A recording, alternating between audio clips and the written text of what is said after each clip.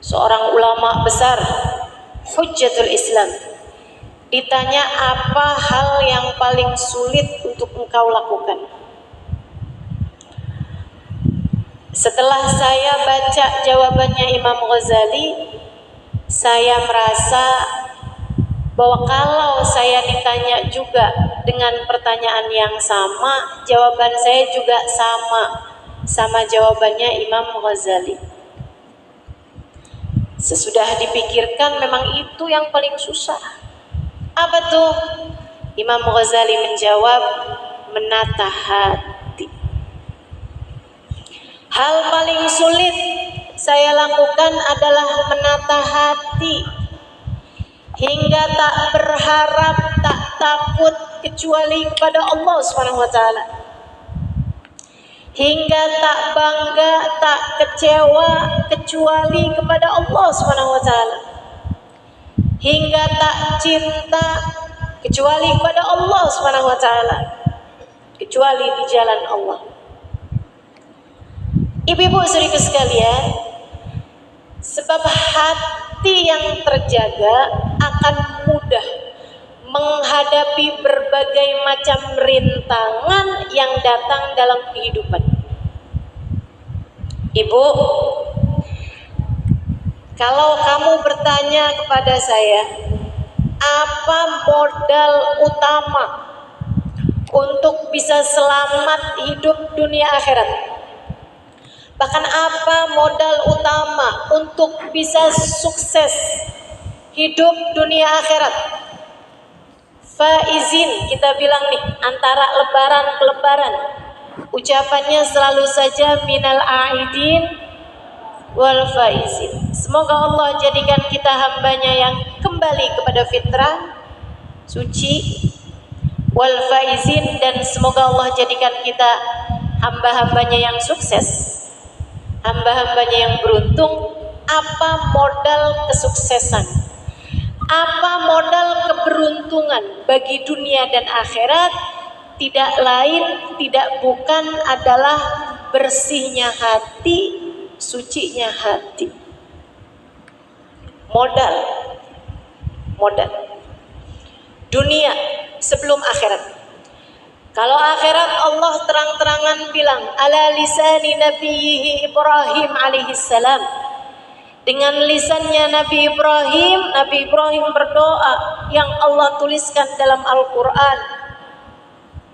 Rabbi la tukhzini yawma yub'atsun yawma la yanfa' mal wala banun illa man atallaha biqalbin salim. Kata Nabi Ibrahim, ya Allah, jangan hinakan aku, jangan kecewakan aku pada hari di mana Engkau membangkitkan hamba-hambamu.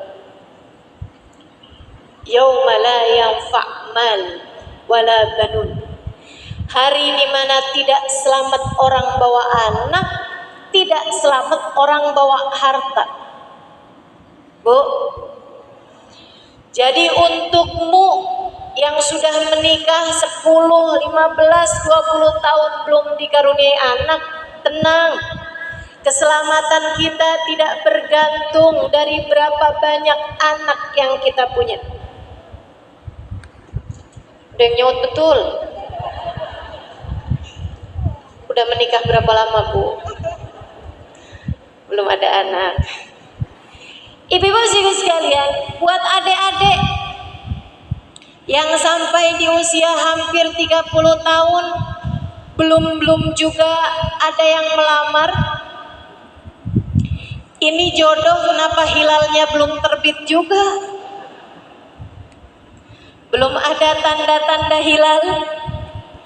Tenang dek, keselamatanmu di akhirat tidak bergantung kepada apakah kamu datang dengan bawa suami, tidak pula ditentukan dengan apakah kamu bawa anak. Bahkan untukmu yang sampai dengan usiamu sudah beranjak tua, kamu belum pernah merasakan memiliki harta melimpah ruah. Dari dulu sampai sekarang suami jadi kontraktor, ngontrak aja rumahnya, tukang ngontrak, nggak pernah punya rumah sendiri. Mobil sama Allah dikasih besar-besar.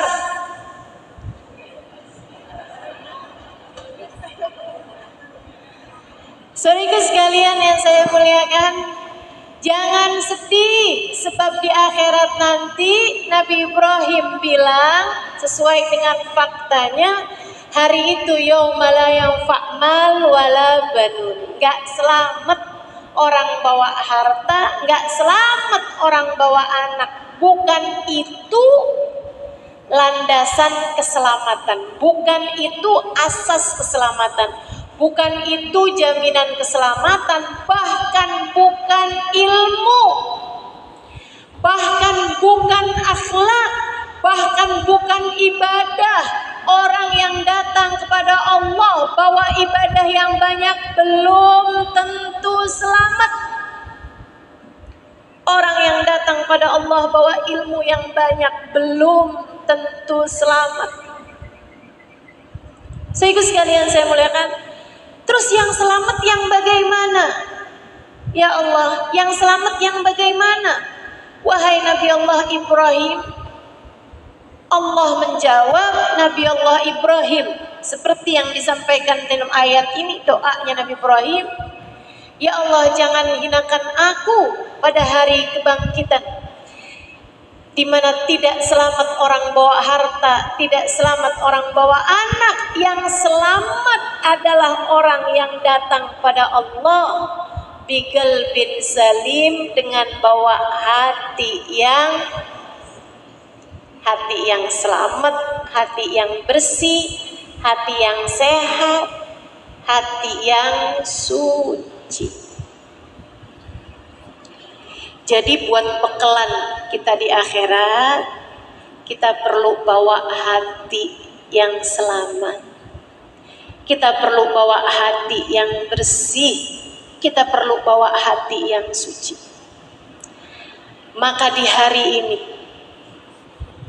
saya mengajakmu untuk melihat dengan jelas kepada hatimu masing-masing.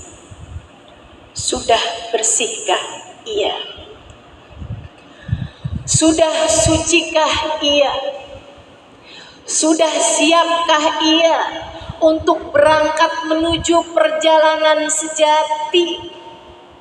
Sudah pantaskah menjadi seseorang yang selamat di akhirat nanti dengan ada di barisan baginda Nabi besar Muhammad? Ya Allah Bu, tadi Ustazah Nada bilang, memandang wajah orang alim, berkumpul bersama dengan orang alim seperti berkumpul dengan Nabi Muhammad. Dan berkumpul dengan Nabi Muhammad di dunia, di akhirat nanti akan dikumpulkan dengan Nabi besar Muhammad. Ini cita-cita kita semua. Tentu ini adalah cita-cita kita semua. Tapi siapa yang pernah bisa menjamin? Betul, yang beliau sampaikan betul. Tapi masalahnya tetap aja, untuk bisa menjadi seseorang yang diterima, untuk bisa menjadi seseorang yang dianggap di sisi Allah Subhanahu wa taala, yang Allah lihat dari kita bukan seberapa depan soft dudukmu, yang Allah lihat dari kita bukan seberapa awal kamu datang, yang Allah lihat dari kita bukan seberapa banyak hafalan Al-Quran yang kamu punya. Yang Allah lihat dari kita pada saat ini untuk bisa diterima oleh Allah adalah bagaimana keadaan hati kita. Innallaha la yanzur ila suwarikum wala ila absyarikum. Allah tidak melihat kepada zahir kalian, badan kalian. Allah tidak terlalu peduli Kamu sekarang ada di tempat ini. Allah tidak terlalu peduli apakah kamu duduknya di tenda, di masjid, di luar masjid. Enggak jadi tempat penilaian Allah Subhanahu wa taala. Bukan berarti yang duduk di masjid dapat lebih banyak daripada yang duduk di tenda. Dan bukan berarti yang duduk di tenda lebih banyak dapatnya dari yang duduk di masjid. Jangan GR dulu. Apalagi yang duduk di luar tenda, jangan sedih. Yang kamu dapat belum tentu lebih sedikit daripada yang ada di dalam masjid, tapi belum tentu juga lebih banyak. Sebab bukan di sana penilaian Allah. Sebab yang Allah lihat dari kita adalah hati kita. Yang Allah terima bukan hanya ketika duduk di sini, Bu. Saat kamu sholat, yang Allah lihat adalah hatimu. Sesaat sebelum tidur, yang Allah lihat darimu adalah hatimu. Ketika kamu bangun dari tidur, yang Allah lihat adalah hatimu. Ketika kamu sedang mengajar, yang Allah lihat adalah hatimu. Wahai Halimah Ali terus. Ketika kamu sedang duduk mendengarkan saya berbicara saat ini, yang Allah lihat darimu adalah hatimu. Ketika kamu menghadapi suamimu, Allah lihat hatimu. Ketika kamu bersedekah, ketika kamu membaca Al-Quran, ketika kamu menghadapi anak-anakmu, Allah lihat hatimu. Adakah ia bersih? Adakah ia hanya berharap kepada Allah? Adakah ada Allah di dalam hatimu? Kamu ingat dengan penuh cinta, penuh rindu?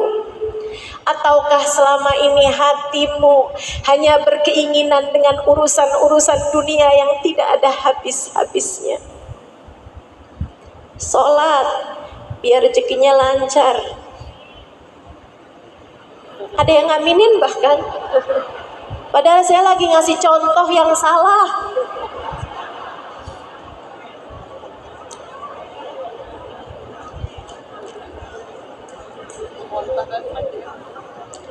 Ibu dengerin saya nggak sih, Bu?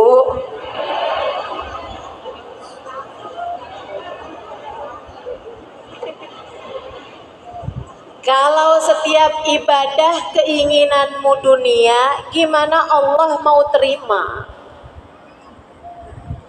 Kalau setiap kamu mengerjakan kebaikan, kamu tidak benar-benar kepengen Allah, kamu kepengennya sama yang lain selain Allah, gimana Allah mau terima? Ibu-ibu seribu sekalian, coba bilang sama suamimu begini nih, saya tuh kan melayani kamu ya saya sih melayani aja, tapi tuh dalam bayangan saya tuh sebenarnya tuh kepengennya tuh kawin tuh bukan sama kamu tapi sama fulan.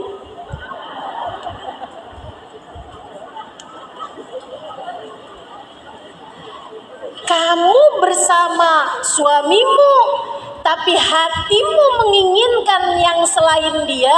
Adakah kamu sebagai seorang istri layak diterima? Bukankah itu adalah sesungguh-sungguhnya kedurhakaan? Dan bukankah kita sering melakukan itu kepada Allah Subhanahu wa taala? Kamu setiap pagi sholat duha, gak ditinggal sholat duhanya. Kenapa gitu? Biar rezeki lancar. Kamu tiap malam bangun tahajud. Ketika ditanya, kenapa kamu bangun tahajud? Biar suami gak kawin lagi. Anak mau ujian, kamu puasa. Anak mau masuk sekolah favorit, kamu sedekah. Ada keluargamu yang sakit, kamu berbuat kebaikan.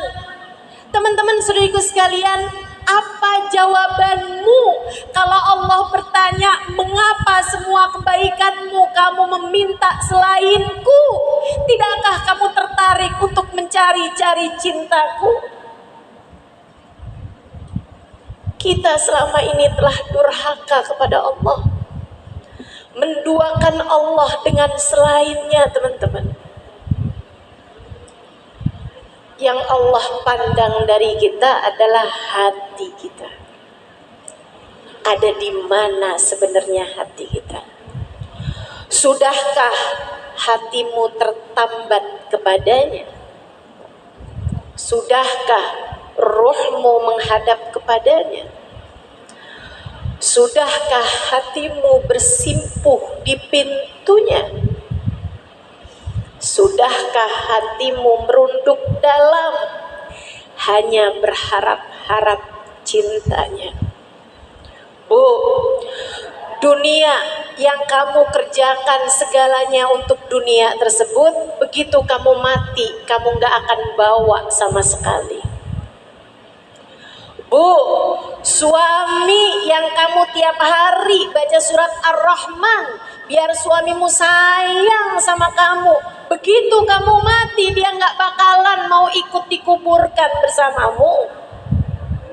Maaf, besok hari bisa jadi udah mulai cari-cari yang lain. Betul begitu? Gak usah nunggu kita mati.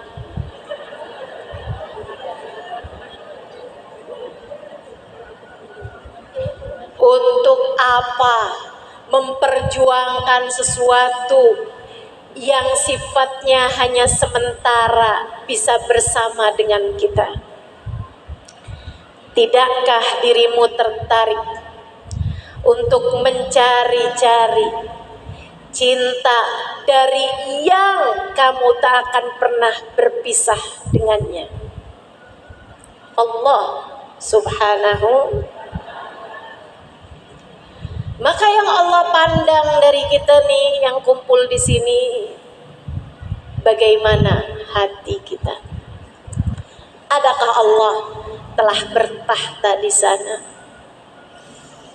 Mudah-mudahan Allah bersihkan hati kita, sucikan hati kita insya Allah. Amin ya rabbal. Yauma la yanfa' mal wala banun illa man atallaha biqalbin salim. Tidak selamat orang bawa harta, enggak selamat orang bawa anak. Yang selamat adalah orang yang datang pada Allah dengan membawa hati yang selamat. Mudah-mudahan Allah selamatkan hati kita semua. Diselamatkan dari apa? Disucikan dari apa? Dibersihkan dari apa? Imam Al-Haddad dalam kitabnya Adab Sulukil Murid menceritakan tentang 3 penyakit besar yang dihinggapi oleh manusia. Berikut sekalian, Imam Al-Haddad sebagai Haddadul Qulub, sebagai dokter-dokternya hati, beliau menyampaikan tentang 3 penyakitnya hati. Yang nomor 1 katanya beliau, al-kibru, kesombongan. Kesombongan. Apa itu kesombongan? Nabi suatu waktu berkata kepada sahabatnya, dengerin nih Bu nih, seram, ngeri. La yadkhulul jannah man kana fi qalbihi mithqala dzarratin min kibr. Enggak akan masuk surga orang yang di hatinya terdapat setitik biji sawi kesombongan. Setitik debu kesombongan. Sahabat angkat tangan, ya Rasulullah, Rasul, saya senang pakai baju bagus Rasul. Saya senang pakai tunggangan yang bagus Rasulullah. Kalau orang zaman sekarang saya senang punya mobil bagus Rasul. Saya senang pakai baju bagus Rasulullah. Saya senang punya rumah bagus Rasul. Apakah apakah artinya saya nggak akan masuk ke dalam surga? Nabi berfirman, Nabi bersabda, Allahu jamil, innallaha jamilun yuhibbul jamal. Allah indah dan Allah menyukai keindahan. Gak masalah yang itu. Al-kibru, Nabi kasih definisinya. Waman asdaqu minallahi qila. Siapa yang lebih benar ucapannya dari Nabi Muhammad? Tidak ada yang ucapannya lebih benar daripada ucapannya Nabi, sebab semua ucapan Nabi la yantiqu anil hawa in huwa illa wahyun. Semua ucapan Nabi tidak berdasar dari hawa nafsu. Ucapan Nabi itu semuanya berdasar dari wahyu. Nabi mendeskripsikan kesombongan. Nabi mendefinisikan kesombongan. Nabi menerangkan tentang apa itu sombong. Batorul haq wa ghamtun nas. Sombong adalah menolak kebenaran. Sombong adalah menolak kebenaran. Yuk ngaji. Siapa yang ngajar? Ustazah Halimah. Ogah ada saya. Kenapa gitu? Gitu deh. Sok-sokan nerangin tentang pendidikan anak padahal dia belum punya anak. Masya Allah. Batorul haq, menolak kebenaran. Ini bahaya. Merasa diri paling benar. Yang pada hadir-hadir maulid, mereka adalah pelaku-pelaku bid'ah. Nabi nggak pernah merayakan maulid. Itu ya, yang suka bilang Nabi nggak pernah merayakan maulid. Nabi nggak pernah baca maulid. Mbak, baca maulid tuh baca sejarah Nabi. Orang mana yang baca sejarahnya sendiri? Ini suka ngada-ngada nih orang-orang. Tapi sahabat juga nggak ada yang baca maulid Nabi. Ada yang kayak begitu? Ada yang suka kayak begitu ngomongnya? Mana orangnya?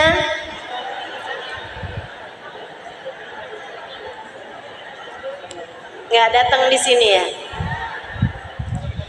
Saudaraku sekalian yang saya muliakan, batarul haq, menolak kebenaran. Sahabat Nabi nggak ada yang baca sejarah Nabi. Ya iyalah, iyalah. Saya kalau hidup di zamannya Nabi, jadi sahabat Nabi, nggak hadir saya majelis maulid, ngapain? Daripada diceritain Nabi Muhammad wajahnya bulat seperti bulan purnama, daripada diceritain begitu, daripada baca begitu, mending kita tongkrongin Nabi Muhammadnya. Betul? Sahabat nggak perlu baca sejarah Nabi. Mereka bisa melakukan yang jauh lebih indah daripada itu. Iya kan Bu? Ibu-ibu sekalian, ustazahnya nggak nyunah, saya nggak mau datang. Nggak nyunah maksud kamu gimana? Nggak sesuai sunnah. Sunnah itu loh cara hidupnya Nabi. Kok bisa-bisanya ada dibilang ustadz ini nggak nyunah, ustazah ini nggak nyunah, hanya karena pakai kerudung tidak selebar dirimu? Hanya karena ustadz itu nggak punya jenggot yang panjang seperti suamimu? Mungkin masalahnya bukan karena nggak kepengen pelihara jenggot, tapi jenggotnya nggak tumbuh.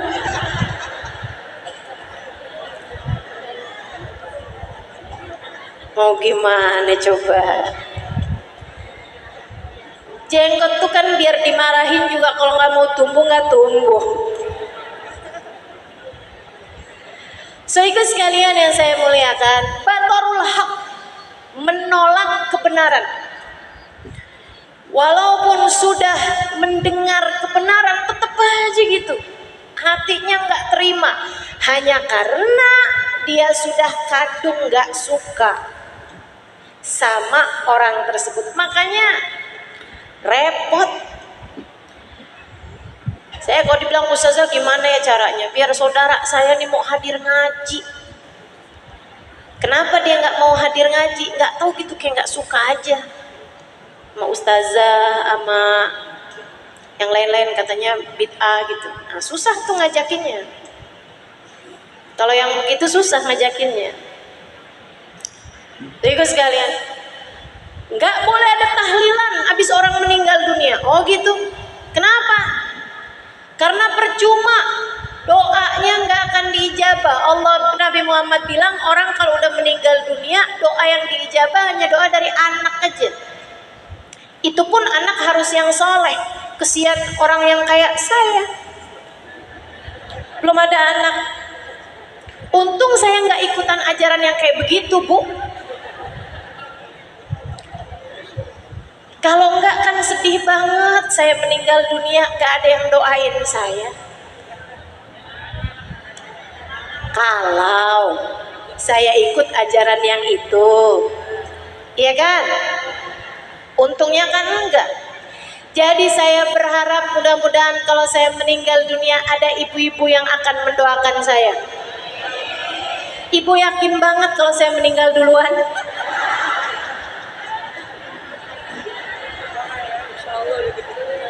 Atau ibu lagi nyumpahin saya?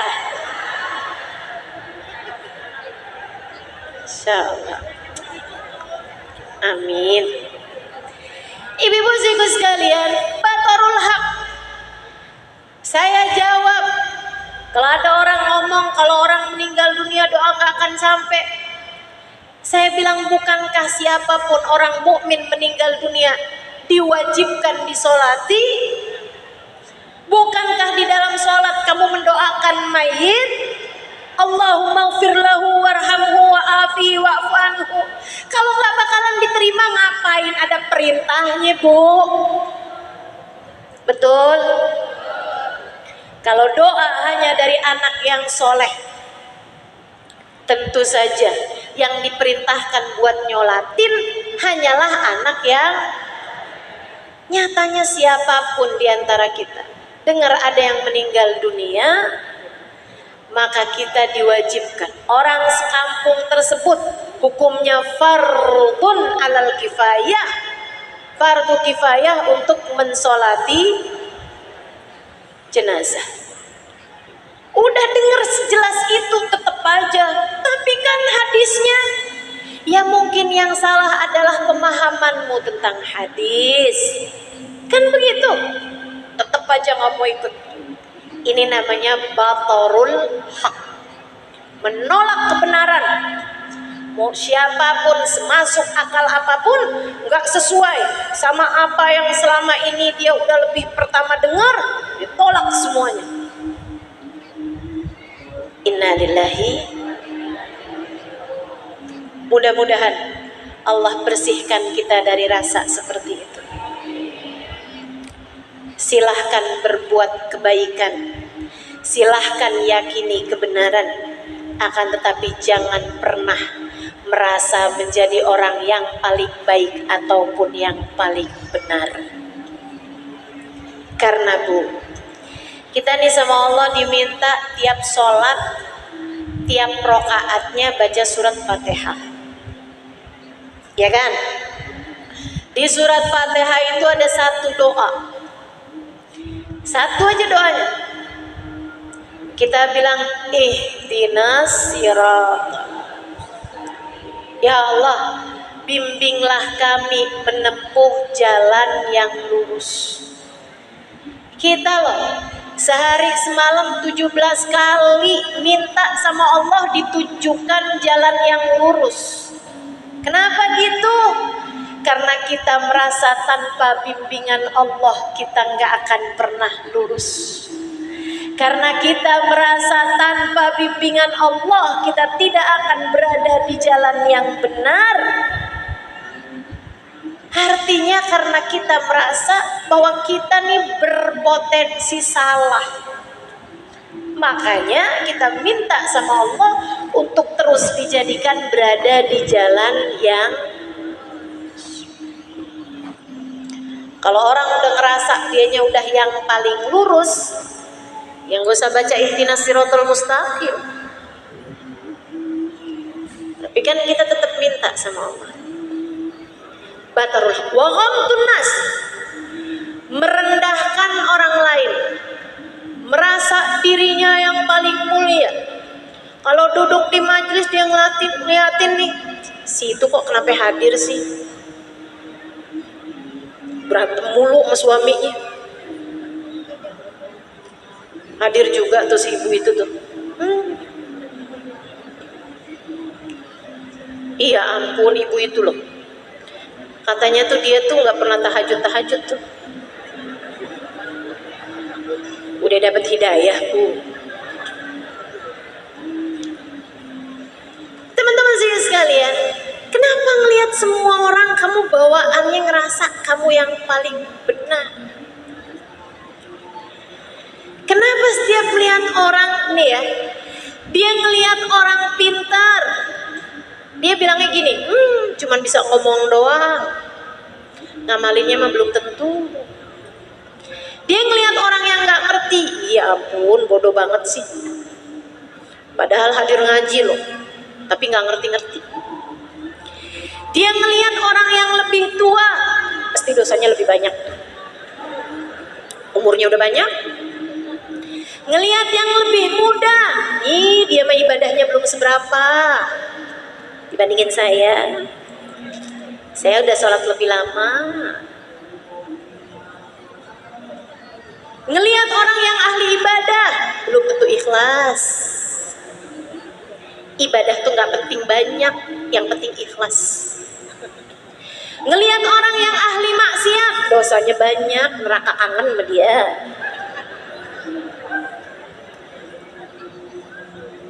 Ngelihat orang kaya, padahal kerjaannya gitu-gitu aja.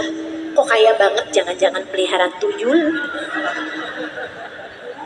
Ngelihat orang miskin, emang ya Allah tuh sama orang-orang yang pendosa tuh emang suka dikasih azab dari di dunia sebelum dikasih kesusahan di akhirat. Ngelihat siapa kamu untuk bisa husnudzon, ngelihat siapa kamu untuk melihat kamu lebih hina daripada orang tersebut. Ngelihat siapa kamu untuk bisa melihat orang lain bisa jadi dia lebih mulia daripada diriku ini. Ngelihat siapa kamu untuk bisa merasa bahwasanya mungkin Allah menyelamatkan dirimu karena doa-doa indah yang dia panjatkan untuk dirimu. Saudariku sekalian yang saya muliakan, ini penyakit kita nih. Hati-hati. Merasa diri lebih mulia daripada orang lain. Padahal belum tentu. Nabi lagi ngumpul sama beberapa orang sahabat datang dari Badu, dari kampung. Orang kampung zaman Nabi biasanya tidak berpendidikan, orang yang gak ngerti etika, orangnya serampangan, tampilannya enggak cakep, enggak keren gitu kan, kerudungan hijau, baju merah gitu kan.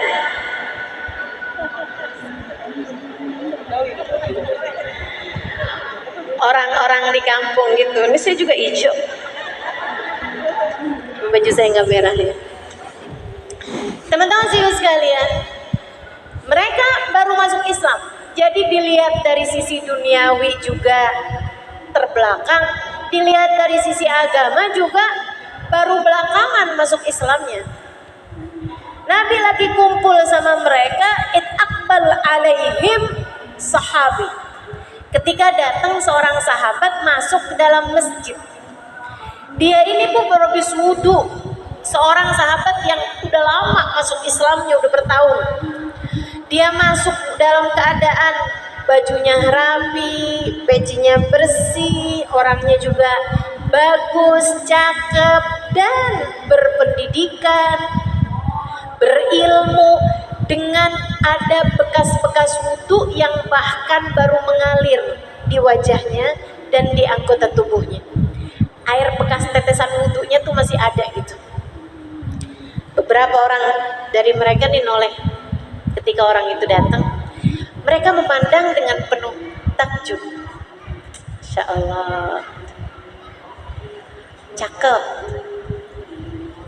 Nabi memandang dia, kemudian dipanggil sama Nabi. Dia datang, panggil Nabi kan. Nabi bisikin sama dia, "Adhananta annaka khairun min haula." Pendidik kita nih, murabbi arwahna, sang pendidik hati kita. Nabi melihat orang ini, sahabatnya ini, Nabi berbisik padanya, "Adhananta annaka khairun min haula." Apakah kamu ketika masuk barusan ini, kamu merasa bahwa kamu lebih baik daripada sahabat-sahabatku yang ada di sini? Apakah kamu merasa kamu lebih baik daripada mereka? Dia nunduk, orang baik begitu digituin ngerasa. Ibu, makanya mudah-mudahan nih, kalau di sini sambilan duduk ketika saya menyebutkan kesombongan, kok kayak saya ya? Saya banget tuh. Nanti ada penyakit lain lagi, wah ini penyakit saya. Kalau kamu masih merasa seperti itu, mudah-mudahan pertanda Allah hendak memperbaiki hatimu. Sebab Bu, luka tuh, kalau dari anggota tubuhmu sendiri, itu biasanya ketika ditaruhin salep, taruhin obat, terasa perih. Itu pertanda bahwa kamu sedang diobati. Tapi kalau ada orang setiap kali dengar penyakit kesombongan, oh si Ibu Nono kayak gitu tuh. Ntar lagi ada penyakit lain lagi tuh, kayaknya si Nono tuh kayak gitu tuh. Tetangga saya tuh kayak gitu tuh. Ipar saya tuh kayak gitu tuh. Saudara saya tuh kayak gitu tuh. Emang pada penyakitan dah semuanya dah. Orang lain aja gitu. Na'udzubillah min dzalik. Khawatirnya hatimu telah mati. Sebab sesuatu kalau udah mati, walaupun ditaruhin obat, gak lagi akan terasa perih. Bukan begitu? Kaki udah mati nih. Ada orang kena stroke, mati separuh. Itu diapa-apain kakinya gak berasa, Bu. Kenapa? Udah mati. Demikian pula dengan hati kita. Semoga Allah hidupkan terus hati kita sampai hari perjumpaan dengannya, insya Allah, dengan membawa hati yang selamat. Amin. Adhananta annaka khairun min haula. Kata Nabi, apakah kamu merasa bahwa dirimu ini lebih baik daripada mereka semua yang hadir, yang datang ini? Dibilang, bala ya Rasulullah, betul wahai Rasul. Nabi Muhammad berkata, itulah sebabnya kenapa aku melihat berpuluh-puluh setan di belakangmu itu. Serem. Saya sekalian, dah gini aja. Ini waktunya sempit nih. Tiap kali hatimu sedang dipenuhi dengan bisikan, kamu lebih baik, kamu solehah, kamu hebat, kamu begini, kamu begitu, kamu calon ahli surga, firdausul a'la. Dia mah neraka, dia mah jelek, dia mah begini, dia begitu. Kepada siapapun aja, kamu bilang sama hatimu, wahai diri, apakah sudah dijamin surga untukmu ini? Wahai diri, apakah sudah dijamin kamu bakal selamat saat melewati jembatan Sirat nanti? Wahai diri, apakah sudah ada janji dari Allah untukmu bahwa kamu tidak akan pernah masuk ke dalam api nerakanya? Apakah kamu udah pasti bahwa kamu akan mati husnul khatimah sementara dia akan terpanggang di dalam neraka Allah? Udah pasti? Wahai diri, Allah tidak pernah punya kewajiban untuk memasukkan kita ke dalam surganya. Allah tidak pernah punya kewajiban untuk memberdirikan kita di belakang Nabi besar Muhammad. Allah tidak pernah punya kewajiban untuk bahkan sekedar mematikan kita dalam husnul khatimah. Allah punya hak untuk mencabut iman dari dalam hati kita. Allah punya hak untuk memasukkan kita ke dalam neraka sekalipun. Allah punya hak untuk mengusir kita dari rombongan Nabi besar Muhammad. Allah punya hak. Karenanya sebelum kedua kakimu masuk ke dalam surga Allah, jangan pernah merasa diri lebih mulia daripada siapapun.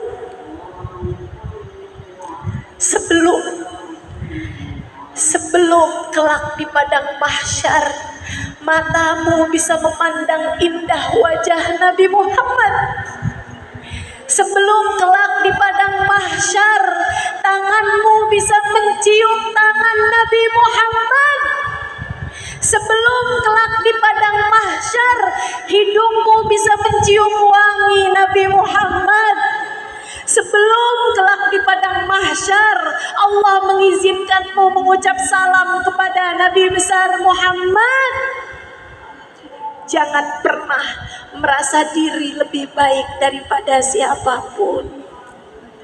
Kamu belum punya jaminan untuk itu. Maka daripada sibuk mengurusi orang lain, daripada sibuk melihat-lihat aib orang lain, daripada sibuk mencari-cari kesalahan orang lain, lebih baik kita fokus untuk bisa teliti melihat aib diri sendiri. Rahimallahu ra'an ishtaghala bi uyubi nafsihi an uyubi ghairi. Semoga Allah kasih rahmat terhadap orang-orang yang sibuk memperbaiki dirinya sampai nggak punya waktu buat melihat aib-aib orang lain. Bahkan nggak punya waktu buat melihat aib suaminya. Dia nggak punya waktu buat nyelidikin apa yang ada di HP suaminya. Sebab dia sibuk untuk memperbaiki hubungan antara dia dengan Allah Subhanahu wa taala, Tuhannya. Mari Bu, mari belajar untuk menjadi hamba-hambanya yang mengerti nilai diri.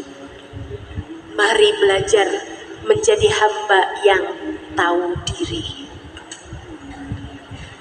Penyakit paling berbahaya nomor 1, kesombongan. Penyakit yang kedua adalah al-hasad, dan ini banyak banget kena ke kita nih. Ya Allah, ya Allah, bebaskan kami ya Allah dari sifat berbahaya ini. Ngelihat kesombongan tuh kayaknya saya tuh. Ngelihat penyakit yang kedua hasud, ya Allah, apalagi yang ini nih. Apa tuh hasud? Seneng lihat orang lain susah, susah lihat orang lain. Tetangga naikin rumah, dia naik darah. Ada yang begitu? Mana orangnya? Bu, kita nih kadang-kadang ya, kalau orang lain susah gitu, kita kayak yang, ya pantas lah dia dikasih kayak gitu. seneng gitu lihat orang lain susah. Hasutnya dan seringnya itu datangnya ke yang selevelan, pakai hati-hati banget musibah ini nih. Biasanya pelajar hasutnya pelajar, biasanya guru hasutnya irinya juga sama guru, betul. Biasanya murid hasutnya juga sama murid. Hati-hati, biasanya orang pengajian sama orang pengajian juga. Hati-hati, biasanya panitia hasutnya sama panitia juga. Dia tuh nggak banyak kerjanya, tapi ngomongnya doang yang banyak. Tapi semua orang kayaknya sayangnya sama dia, ustazahnya kayaknya sayangnya sama dia. Saya yang kerja, saya nyapu sampai nggak tidur, ya iyalah. Masa nyapu sambil tidur? Saya masak sampai nggak tidur, ya iyalah. Masa masak sambil tidur kosong, Bu? Nggak ada yang menghargai saya. Nah, tuh hasut yang lain. Pas giliran dia dimarahin ustazah, tahu rasa. Kok kamu seneng ada orang lain susah? Kok kamu susah ada orang lain seneng? Biasanya penjahit hasutnya juga sama dengkinya menjadi pedagang. Nih pedagang juga irinya sama. Hati-hati ibu sekalian, hati-hati. Ini saya kasih tahu nih tentang, tapi nggak boleh cerita, udah langsung lanjut aja. Nggak apa-apa. Teman-teman sekalian yang saya muliakan, ada dulu salah satu wali min auliyaillah, salah satu orang yang ngislamin banyak orang di Afrika, teman-teman. Saya lupa namanya, tapi ini salah satu dari waliullah, salah satu dari habaib yang memang luar biasa ini. Beliau itu masuk ke satu daerah berdakwah, tapi dakwahnya ya itulah ulama ya, caranya indah, santun, nggak pernah bid'ah-bid'ahin orang, nyala-nyalain orang segala macam gitu. Baik sama tetangga, baik sama semua. Dia bangun toko, dia jualan perhiasan. Udah rame tokonya, tetangga jual, buka toko juga perhiasan. Coba nih liatin ibu-ibu sekalian, ini cerita indah banget, dengerin. Tetangganya, dan dia baru-baru aja loh ngeliat, rame bener ya, bangun juga deh toko perhiasan, jual kira-kira sama barang-barangnya. Satu waktu Habib ini ada orang datang sore-sore buat, udah mau tutup nih ya, buat beli perhiasan. Saya mau yang ini dong Pak, gelang nih yang ini nih. Oh iya, saya mau ngelamar anak orang, nah nih saya mau gelang yang ini. Bapak yang itu suka? Iya Pak, saya bilangin Pak. Iya Pak, toko sebelah kayaknya jual gelang yang sama. Saya rasa gelang yang kayak gini toko sebelah jual juga. Bapak silahkan beli sama sebelah aja. Kenapa gitu? Karena saya dari pagi tadi udah punya banyak pembeli, sementara toko sebelah belum ada yang beli. Bapak silahkan beli di toko sebelah. Siapa di antaramu yang bisa punya hati kayak begitu? Kalau kamu bisa punya hati kayak begitu, Bu, surga terbuka lebar untukmu. Kalau kamu bisa punya hati kayak begitu, selamatnya tuh udah di depan mata. Ini hati-hati bersih gitu kelakuannya tuh, gitu kondisinya.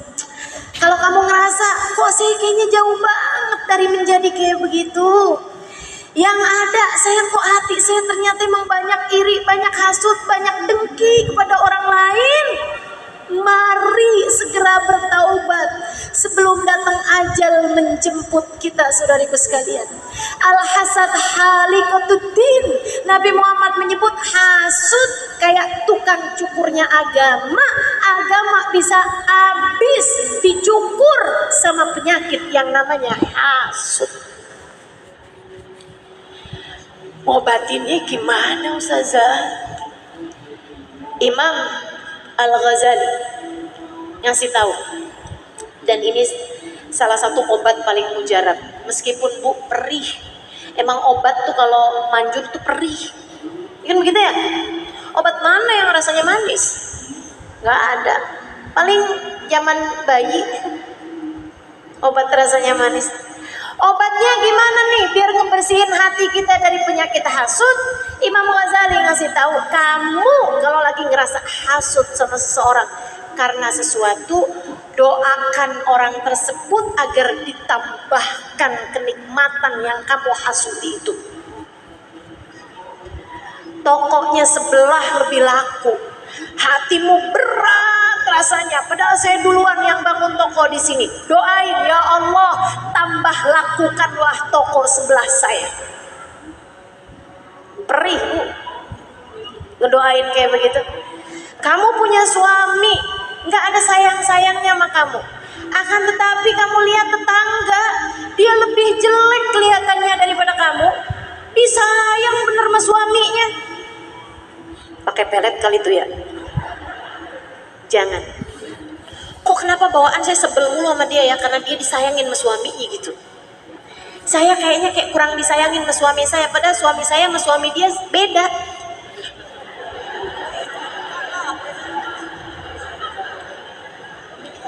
Ibu-ibu saya sekalian, kamu hasud, kamu benci sama dia. Iya, gimana caranya nih biar hilang penyakit? Doa. Saat kamu sholat, saat kamu sujud, doa dalam hatimu, minta sama Allah, ya Allah, tambahkanlah sayang suaminya kepada dia ya Allah. Tambahkanlah ya Allah, jadikan dia semakin disayangi oleh suaminya ya Allah. Gitu. Itu tuh dengan kamu mendoakan seperti itu, teman-teman sekalian. Ini berat banget hati, tapi dengan cara seperti itu Allah akan perlahan-lahan menghilangkan penyakit tersebut dari hati. Sakit hasud. Yang ketiga, namanya ujub. Namanya suka pamer, namanya bangga sama diri sendiri. Saya kan, tuh kata-kata saya kan, suka pamer, seneng kalau tahu orang lain menganggap mulia. Kalau ada orang merendahkan, siapa sih tuh? Dia nggak tahu siapa saya.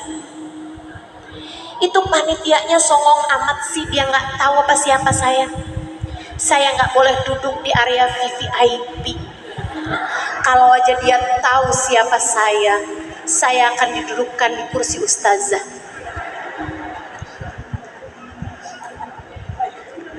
Teman-teman saudaraku sekalian yang saya muliakan, ini saya memang minta buat dipakein kursi Bu. Satu, saya berharap yang di belakang bisa kelihatan walaupun ternyata enggak. Yang kedua, ada masalah di kaki saya, ya doain, mudah-mudahan Allah kasih kesembuhan insyaallah. Jadi nggak tahan duduk di bawah lama-lama, nggak tahan berdiri lama-lama juga. Doakan mudah-mudahan cepat sehat. 3 penyakit ini ibu saya sekalian, yuk kita minta kepada Allah, semoga Allah membersihkan hati kita darinya, sehingga dengannya terciptalah kebersamaan yang indah antara kita dengan sesama saudari-saudari kita. Kalau hatinya bersih, maka persaudaraan silaturahmi akan lebih mudah terjalin. Kita minta kepada Allah, la hadhihi niyah wa bikulli niyatin salihah.